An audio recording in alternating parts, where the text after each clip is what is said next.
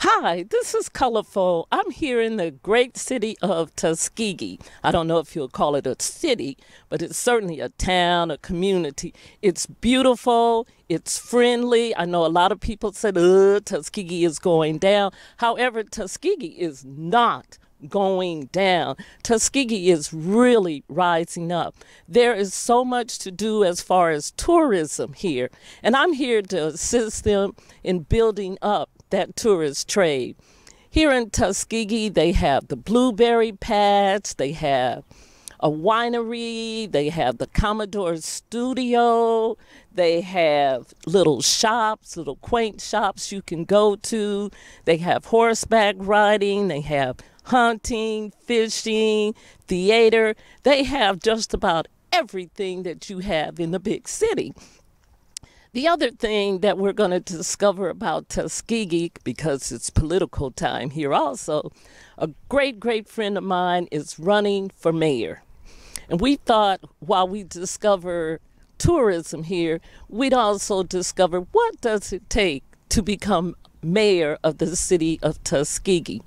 Now, this gentleman I'm about to introduce is a gentleman, his family came here to Tuskegee, I don't know how many years ago, but anyway, through that, they built a school. They had a community college here. And so he's moved through a number of things, segregation, just all kind of things in Tuskegee. And he's running for mayor. And I want to introduce you to a friend of mine, Mr. Lawrence Tony Haygood, who I see walking by on the way to Tuskegee-Macon County Community Development Corp., where he is associated, work with, and all of that. How you doing, Hello, Tony? Kalaful. How you doing today? Fine. Good Oh, to that's see a you. cheap hug. But anyway, because Tuskegee really, they're very friendly in here. We can do better than There, that. there we go. There we go. There we go. So how does it feel to be running for mayor in Tuskegee? It's great. It's an opportunity to serve people in another capacity, to increase the things that we're doing here, to share with other people what Tuskegee has. I've met with a lot of people throughout the years in different capacities and had a chance to talk with people in different situations. So I understand that what the needs and concerns are of the citizens and what they want to do. And taking that energy along with what we have here in Tuskegee, we have an opportunity to do a lot of things here and to serve in a big way, to carry out some things and continue the great accomplishments that were made in Tuskegee throughout the years by a number of people. That is wonderful. I know one of the things that you focus on is tourism and educating people here. So that would come from the background when you had the school over there. Tell us a little bit about Southern Community College. Yeah, Southern Community College originally started as Southern Vocational College back in 1969. My father wanted to provide an opportunity for some citizens who had very moderate jobs to go to another level, to get in the areas that require licensing or certification so they could, make more money and take care of their families. So we conducted that over a period of about 35 years. Wow, And that's awesome. 35 years. Okay. and had numerous graduates who went on to different careers. I see them in the community now. A number of them are actually retiring, who've had full careers as a result of their attendance at Southern Community College and their matriculation there. So we're very pleased at that and to see the accomplishments that they made and know that we were able to contribute in some small way. Unfortunately, because we didn't have the resources in the community in terms of total support, we could not continue. Colleges, community colleges, take a lot of resources to operate. And as you know, we've had a challenging situation in Tuskegee-Macon County. But we went through 35 years and then graduated the last group who went on to successfully to nursing careers. That is so excellent. Now share with us also the entrepreneurial side of you and Southern Community College, because I know a lot of people have gone on and started their businesses, and then when you came over here, you were able to enhance that more? Yeah, we have always realized that you want to try to encourage people to take advantage of the opportunities they have and the skills that they have to personally develop businesses and provide jobs for people. So we work with a number of entrepreneurs throughout the years to help them understand what is necessary to go into business, to encourage them and kind of give them support from in the background. Old School Seafood is downtown. Then you have the Blueberry Patch with Josie Bartimosi, who started, and we had some small input in that. And Swifty Lube, as they transition from the father to the sons, trying to give them a hand in what it takes to continue a business and to strengthen that business as you go along. We normally have entrepreneur classes here at the Tuskegee-Macon County Community Development Corporation on Saturdays. We just finished a series of 5 classes where we had Regions Bank come in for 2 Saturdays. We had Attorney George Bulls to come in and do a 2-hour session on a Saturday. I did a 2-hour session on taxes, personal and business taxes. And then we had an investment person come in from a major investment corporation come in and do a 2-hour session. So we carry these classes on periodically to help people understand what it takes to go into business and how to be a successful business person. Because entrepreneurship gives you a lot of opportunities, and it can be very rewarding. It involves a lot of energy and time, but it can be very rewarding as you take care of your family and provide opportunities for others. In your position as an educator and as a community person, how do you see the two coming together and being a more, say, effective mayor for this city? Well, I mean, the key thing is working in education. You get to understand people and their needs, and you recognize their potentials. Because as an educator, you're there to provide information that's been provided to you, and you transfer it on to other people for them to use to strengthen their lives or where they are, their careers. Then in the community, in the work that we've done, you're interacting with people in their different situations, whether it's in their homes or their businesses or trying to prove what they do or helping them with their taxes. You understand their personal situations. And so as a mayor, then you would be operating from the standpoint of understanding what a business person needs, what the community person needs, what are the challenges, how to get to the next level, because you always want to improve the quality of lives of persons. See, sometimes business people who run for office don't understand government can't operate as a business totally.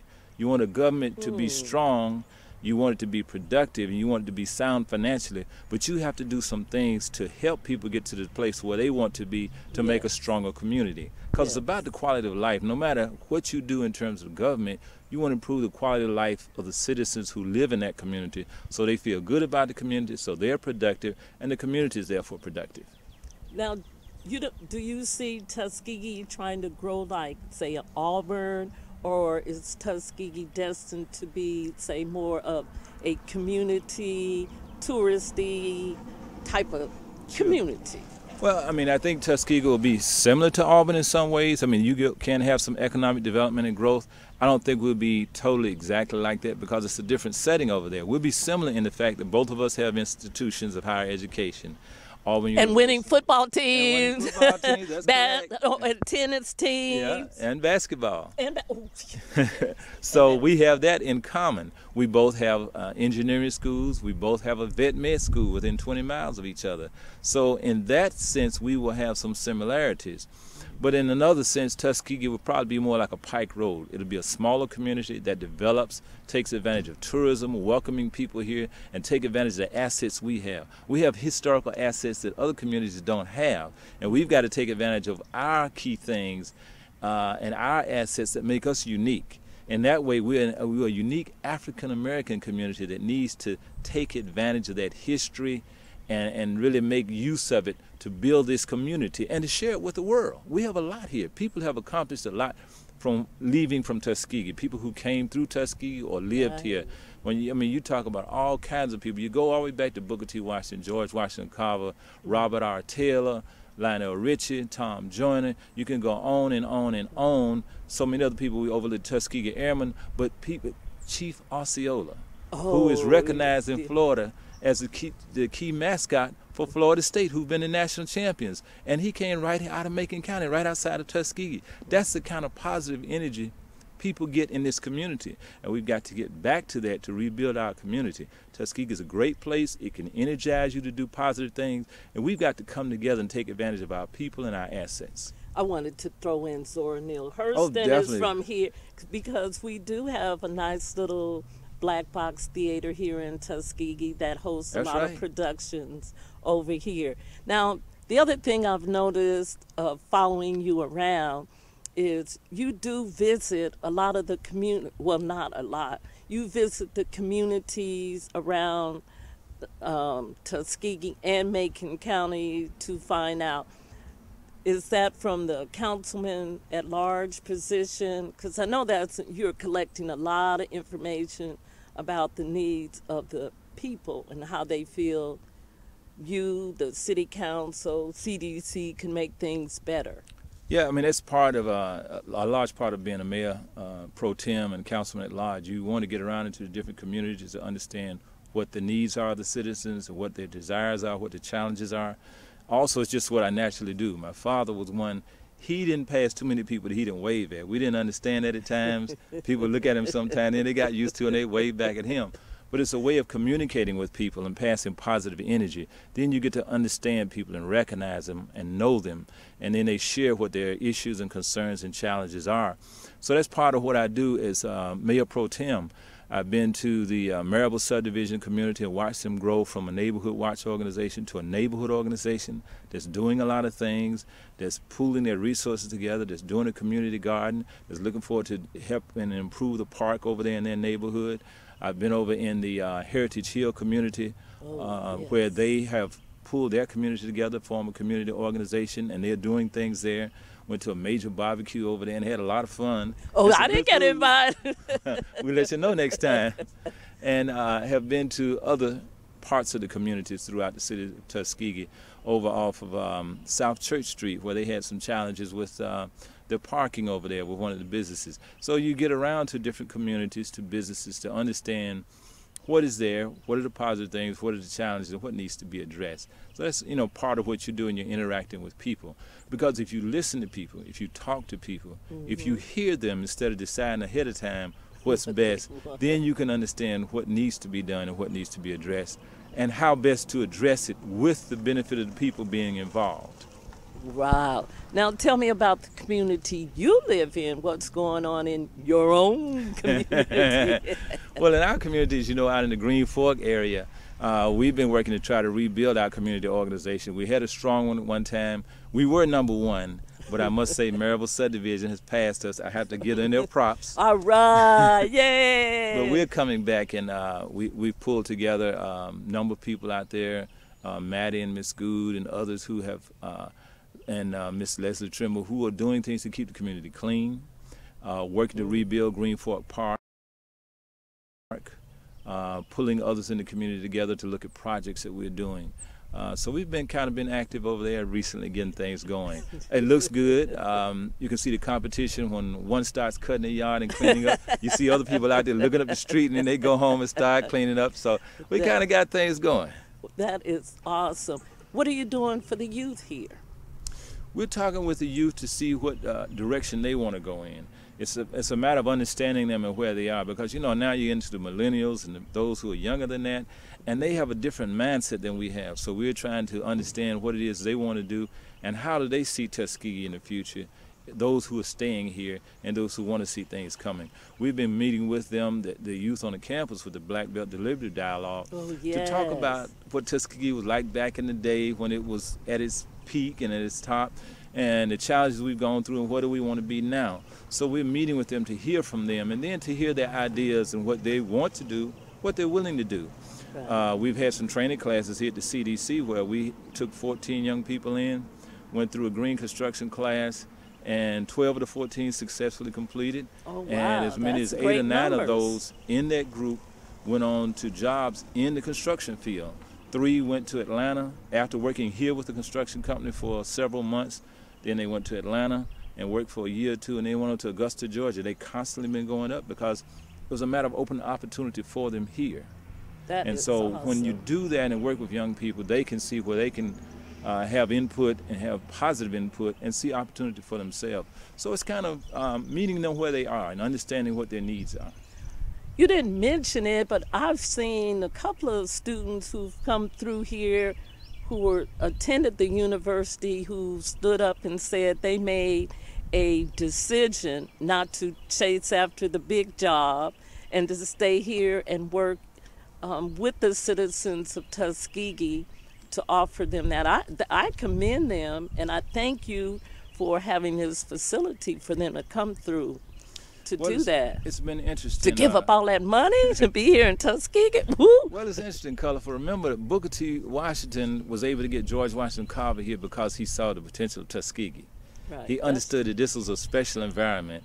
And George Washington Carver sacrificed all that money from Iowa and other places he could have been. Oh, that is right. And came to Tuskegee. Right. For much less than what he would have gotten. Robert Otter Taylor probably did the same thing. They built all the, buildings on the campus. The first black graduate of MIT comes here because he was called here. So now you see a number of young people, which is surprising, pleasantly surprising, who want to stay in Tuskegee and help rebuild Tuskegee. They realize, coming from other areas, the value of what we have here as an African-American community that set up a model. So they want to be part of rebuilding that. And it's very encouraging. Wow. It's a little scary because opportunities aren't here right now, but they see the potential of opportunities and they're willing to do it. So a number of them are making sacrifices, like Lindsay Luntford, who's over the Tulip Group and became a Vista volunteer, and then she was able to get a position in the community because of her determination and persistence, and she's leading the Tulip Community Garden effort here. And so now we have numerous community gardens, a lot of energy behind that. And you have several other young people who've made the decision and following the same thing that she's doing. So I think we're going to see more young people staying here with energy and new ideas to kind of push us on to where we probably need to be. Yes, yes, yes, yes. I also noticed in Tuskegee that everybody is, not everybody, but a large number of people are beginning to change what and how they eat too. Oh yes, that's a serious effort following behind the greater awareness brought on by Michelle Obama, President Obama's wife, and we can really be appreciative of that. And I think that's one of the unique things about having an African American in the White House. They realize the challenges that we had, that we ought to eat all this good Southern food, which is great and it's tasty, but it hadn't been the healthiest. And so now, because of her enlightening, bringing that forward, and you see all the community gardens they did at the White House and talked about the quality of food, more people are focusing on that, and we're doing that here. Through the community garden, through an organization out of Montgomery, Eat South and other organizations are coming here to help us decide how to eat better, how to make the better choices, how to live healthier in terms of exercise, in terms of food, in terms of what we do in our community and our daily lives. And we're all sharing that, different organizations with each other, and kind of boosting our energy toward that and our focus toward that, so we eat healthier. I don't drink the sodas I used to drink. I mean, I used to drink 3 or 4 Pepsis a day to keep my energy going because I'm doing a lot of things. Well, now I might drink 2 a week. I try to keep it down to 2 a week, but but it's much healthier. And how much water are you drinking? Regularly, I drink a lot of water. Okay. I let myself run down, using up all my energy, and kind of plop down one day. And so after that, the citizens got on me and said, look, you need to eat. You need to drink plenty of water. You need to get a little more sleep. So I'm trying to be healthier as well. It's one of those things that's kind of contagious. As you see people doing it, as I see you doing it, as I see Bishop Harris doing it and other people, then it reminds me I need to eat healthier. I need to drink more water. I need to be more involved. And I think that's catching on here in our community, and it helps you to do more. When I go to eat and somebody says, well, I'm going to have water instead of a soda, and that makes me say, yeah, I'll have water too. Kind of gotten used to it now. Right, right. And then for recreation here, I noticed there, I believe his name was Mr. King, is starting, is it King? Yeah, Mr. King has returned home to Tuskegee. He's originally from Tuskegee. His mother's here. We know Mrs. King. But he recently returned home in the last 2 or 3 years to help take care of his mother and then relocate back home. And, he played tennis a number of years ago, big tennis advocate and player. And he's really interested in restarting that tennis energy we had here at one time. We've had several players who've played throughout, Brooks in the neighborhood who's played regularly, Cornell Tatum, Charlie Lancaster, and all those guys. So he's joining and pulling everybody back in to get the tennis effort going again, and he's particularly interested in joining young people in terms of getting the tennis effort going. Right. I also recognize that I see a lot of people walking a lot in Tuskegee, though we know there is no transportation, so to speak. But even at that, just seeing neighborhood people who are now doing a lot of walking. And we do have a couple of gyms here Even on the VA, you can go over to the VA and do exercise. They have them outside gym out there, and then you have one here in the city, and people doing a lot more. Ed Henderson's gym out there, David Henderson out there off of MLK, and then Logan Hall has been converted into an excellent gym for university employees and students. So we have a lot of options for healthy activity. And then we're building new walking paths through Abbott Park as a result of a grant through ACES, Alabama Corporate Extension Program. Wow, that's awesome. And it's a 3-year grant that we're assisting and working with them in terms of putting a walking trail through Abbott Park. You know, originally there was a walking trail in Abbott Park, so we're improving that walking trail that will start at Abbott Park and come all the way to the campus. And in the next year, we'll be doing the same thing around the lake, improving the walking areas around and making it safer, possibly even putting in a few benches and a few benchmarks so you know I've walked this far, then I've walked this far. And so it's encouraging that kind of exercise. Are you guys going to bring the boats back out there? I think so. Oh, I hope so. But we have great fishing out there also. Oh, we have great fishing out there. Umberto Brownlee does a great job down there at the boathouse, and he's really improved things down there. The city has supported him in his effort, and we appreciate all that he's done, him and his brothers, to really give us a nice boathouse. He has an excellent selection in there. One fisherman told me the other day, he said, man, you go in the boathouse, you get anything that they got in any store in Auburn. And he's telling the truth. He really has stocked it up out there. And he tells you where the fish are. Most of the time, he's right. But he also helps to sponsor the Fishing Derby for young people, which will be coming up in early June. Right. And then the Tuskegee National Forest has one about a week or so after that for young people, a Fishing Derby that comes up in mid-June. So those are things that are going on here that we can take advantage of and share with others. Wonderful. Well, thank you, Mr. Haygood, for stopping by. Listening to me for a minute. I really enjoyed it. Y'all have a great one. Enjoy Tuskegee. We certainly will as we work to help you out through tourism. Thank you. All righty. See you later. All right, well, thank you for that very special moment with him. We're going to start showing you some of the places here in Tuskegee that you can come and visit. Our last little tiny piece is we're working on having a bed and breakfast inn or a house where you can come and stay here in Tuskegee, so you don't have to go to Auburn or Montgomery or somewhere else. And we'll be able to offer you healthy food. So very, very soon as we take the journey with my friend Lawrence Tony Haygood. Thank you.